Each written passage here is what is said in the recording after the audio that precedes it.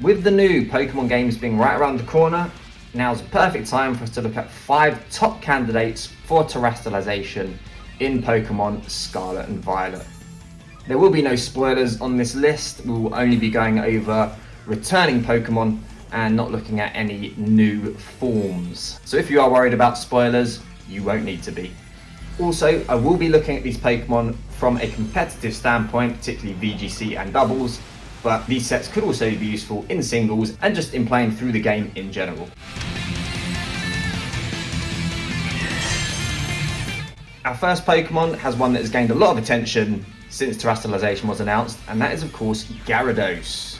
Gyarados, a Pokemon with access to the Intimidate ability and a lot of buzz surrounding it terastalizing into the ground type. And with good reason. Gyarados has a 4x weakness to electric type moves and then would gain an immunity immediately upon Terastalization. But Terastalization is as much about offense as it is defense, and Gyarados does get access to the move Earthquake. This allows Gyarados not to have to worry about the lowered accuracy of Terra Blast and be able to fire off those strong Earthquakes without fear of missing. Gyarados also has access to Dragon Dance, so if you are able to catch your opponent out with the Terastalization, bait in that electric move and you can get a free boost to your attack and speed and then go from there.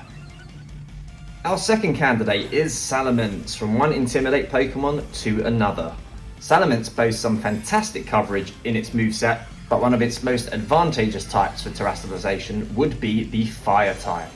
Between its base form of Dragon and Flying and a potential Fire type, you'll be able to play mind games with your opponent, as upon Terastalization, Salamence will begin to resist Fairy and Ice type moves and be able to fire back with powerful fire moves in return in Flamethrower and Fire Blast. A Salamence that could switch to the Fire type could be a huge asset, particularly on Sun teams, where it could provide safe switches into ground moves in its base form. Our third entry on the list is Hydreigon.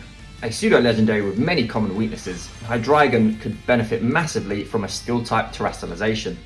Upon becoming Steel-type, Hydreigon would resist the Fairy, Ice and Dragon moves that would be super effective against it in its base form, while also allowing it to take advantage of a boosted Flash Cannon. Since Terastalized Pokemon retain their same type attack bonus from their original typings, a Steel-type Hydreigon threatens big, neutral and super effective damage against a wide range of opposing types. Strong Dragon moves traditionally hitting most types for good neutral damage, while the boosted Flash Cannons threaten those Fairy types. Furthermore, Hydreigon's Levitate ability has great synergy with the Steel typing, taking away that ground weakness and making Hydreigon significantly more difficult to remove from the field.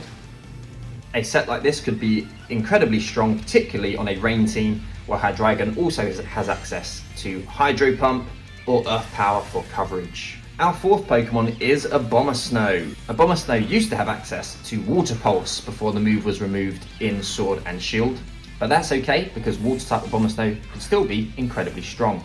Terastalizing into the Water type, Abomasnow would resist the Steel and in particular the Fire moves that threaten it so heavily in its base form.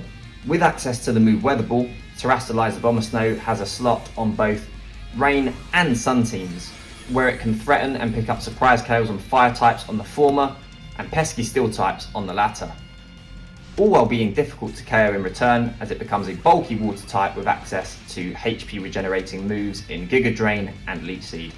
And the last Pokemon on our list is Rotom. Rotom is a Pokemon like no other in that it already has access to many different typings thanks to its different forms.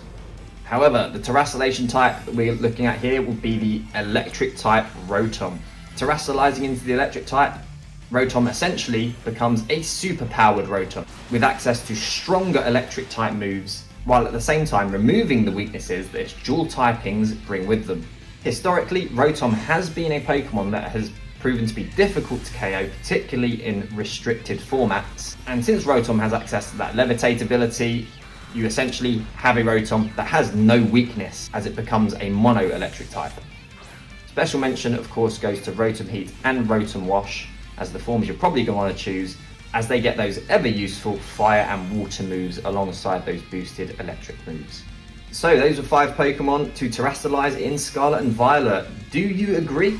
Or do you have any suggestions for other Pokemon that would be great to Terastalize? If so, do let me know in the comments. If you found this video useful, please do like and subscribe, as I may put out a part 2 with some more Pokemon. But either way, thanks for watching, and hopefully I'll catch you in the next one.